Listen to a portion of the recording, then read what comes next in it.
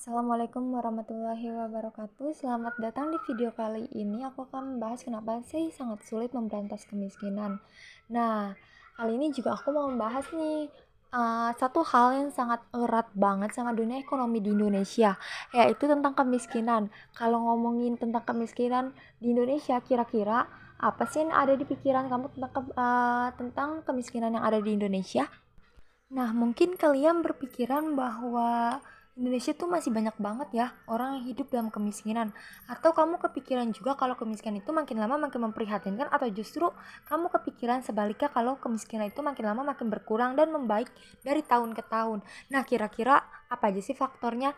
Nah, kenapa kalau negara-negara maju tingkat kemiskinan bisa rendah banget ya? Dan faktor apa saja sih yang menghambat antara kemiskinan? Nah, di video ini akan aku bahas ya. Dari data Badan Pusat Statistik Indonesia, sejak era reformasi tahun 98 sampai 99, penduduk yang masuk kategori miskin itu sampai 23,4% loh. Dari populasi Indonesia banyak banget, yang hampir seperempat penduduk Indonesia waktu itu digolongkan miskin. Artinya sekitar 1 dari 4 orang Indonesia adalah orang miskin, tapi persentase itu terus turun. Bahkan di tahun 2018 itu sudah menyentuh angka 1 digit, pertama kalinya dalam sejarah kalau kemiskinan makin menurun. Nah, kita juga bisa ke definisi kemiskinan dari BPS ya. Bisa dibilang emang itu makin turun setiap tahunnya. Tapi sebenarnya apa sih definisi kemiskinan itu menurut BPS? Nah, menurut BPS itu definisi orang yang miskin adalah orang yang pengeluarannya maksimalnya tuh cuma 472.500.000 per bulan. Bayangin tuh, per bulan ya, atau sekitar 15.000 per hari. Artinya apa, orang-orang yang bisa punya pengeluarannya di atas 16.000 per hari itu udah dianggap bukan orang miskin. Katakanlah yang harganya 20.000 atau 25 itu udah dikategorikan tuh bukan orang miskin ya teman-teman. Padahal sebetulnya dengan alat sederhana aja kita tentu bisa bilang pasti di mana orang yang pengeluarannya cuma 20.000 per hari untuk kondisi ekonomi itu masih jauh banget dari kata layak. Kamu yang tinggal di perkotaan, kebayang gak sih kalau sehari itu cuma ngabisin uang 15.000 sampai 20.000 cuma buat makan. Nah, kalian pasti berpikir tempat tinggalnya bagaimana, pakaiannya bagaimana, kalau sakit bagaimana? Gak mungkin kan? Nah, jadi menurutku kita tuh gak bisa ya cuma lihat definisi kemiskinan berdasarkan data dari BPS. Jadi kalau misalnya kita pakai tanda definisi internasional tentang kemiskinan, itu adalah pengeluaran per hari itu mencapai $2 atau sekitar 20.000 per hari. Ternyata kalau pakai definisi itu pengeluaran $2 rakyat miskin Indonesia mencapai 40%, hampir setengah penduduk Indonesia tergolong miskin semuanya. Selain itu, walaupun angka kemiskinan dari tahun ke tahun patut diapresiasi, tapi sayangnya tingkat penurunannya juga makin berkurang dari tahun ke tahun. Kalau dari tahun 1991 sampai 2004, persentase kemiskinan itu turun sekitar 6,77% dalam 5 tahun. Tapi di tahun 2014 sampai 2019 cuma 1,74% aja. Artinya ada hambatan dari pengentasan kemiskinan di Indonesia. Nah, tadi salah satu penyebabnya yaitu kemiskinan struktural.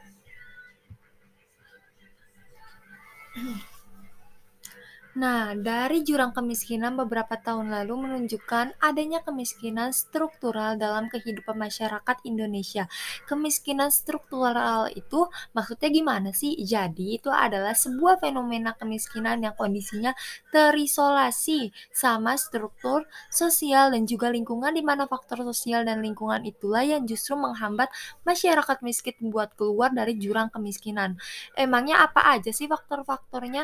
Itu sebetulnya ada banyak banget ya, tapi di video kali ini aku mau coba bahas beberapa akar masalah yang sering banget disebut di berbagai sumber penelitian, berbagai masalah yang sangat fundamental dalam masyarakat.